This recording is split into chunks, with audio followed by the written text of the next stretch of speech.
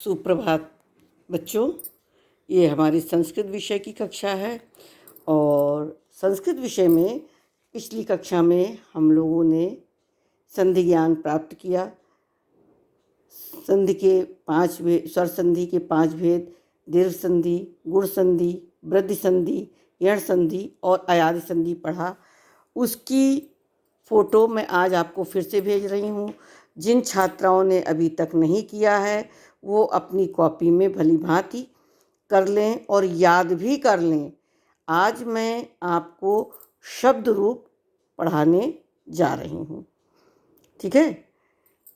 देखिए, संस्कृत व्याकरण की दृष्टि से शब्द 2 प्रकार के माने जाते हैं, अजंत और हलंत। जो शब्द अपने अंत में स्वर रखते हैं उसे अजंत या स्वरांत कहते हैं, जैसे राम, कृष्ण, हरि, लता आदि। जो शब्द अपने अंत में स्वर यानी मात्राएं रखते हैं उन्हें अजंत या स्वरांत कहते हैं, जैसे राम, कृष्ण, हरि, लता आदि। राम के आखिरी मात्रा ह्रस्व आ है यानी छोटा आ, कृष्ण में भी बाद में छोटा आ है, हरि में छोटी ई है, लता में दीर्घ आ है।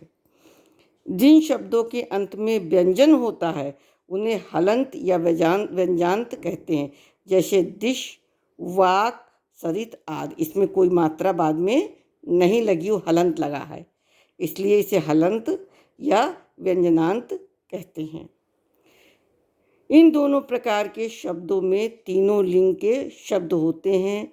इस प्रकार संपूर्ण शब्दों को निम्नलिखित भागों में विभक्त किया जाता है: अजंत पुल्लिंग, हलंत पुल्लिंग, अजंत स्त्रीलिंग, हलंत स्त्रीलिंग, अजंत नपुंसकलिंग, अजंत हलंत नपुंसकलिंग।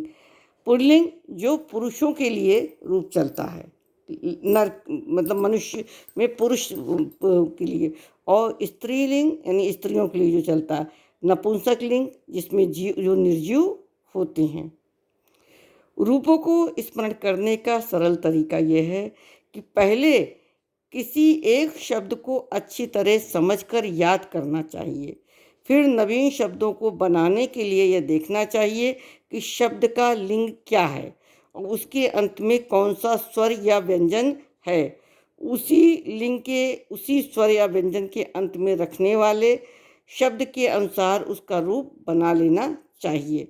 जैसे बालक शब्द का तृतीया विभक्ति एक वचन का रूप अगर ज्ञात करना है तो बालक शब्द पुल्लिंग है, उसके अंत में ह्रस्व आ लगा है, अतः पुल्लिंग में आ अंत में रखने वाले राम का तृतीया एक वचन का रूप रामेण को ध्यान में रखकर हमें बालक का बालकेन रूप ज्ञात कर लेना चाहिए, ठीक है।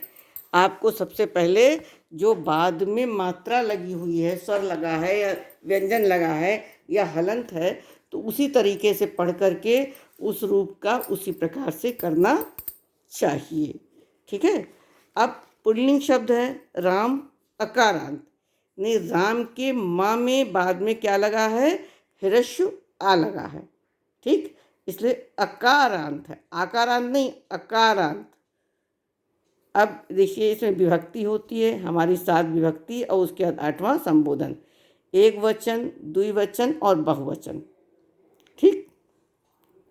अब प्रथमा विभक्ति कैसे पढ़ेंगे, रामः, रामौ, रामाः। द्वितीया विभक्ति रामम, रामौ, रामान। तृतीया विभक्ति रामेण, रामाभ्याम, रामई। चतुर्थी विभक्ति रामाय, रामाभ्याम, रामेभ्यः। पंचमी विभक्ति रामात्, रामाभ्याम, रामेभ्यः। षष्ठी विभक्ति रामस्, रामयोः, रामाणाम। सप्तमी विभक्ति रामे, रामयोः, रामेश। संबोधन में हे राम, हे रामौ, हे रामा। ये आपका राम अकारांत पुल्लिंग शब्द का रूप चला है।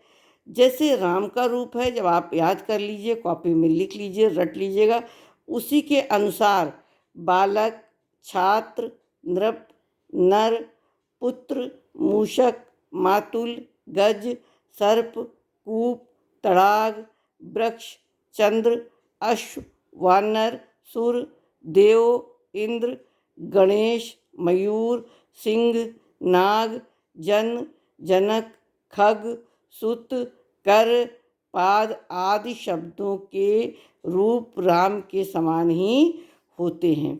जब आप राम का रूप लिखकर याद कर लीजिएगा तो उसके अनुसार बालक का रूप आपको बिना देखे हुए लिखना है।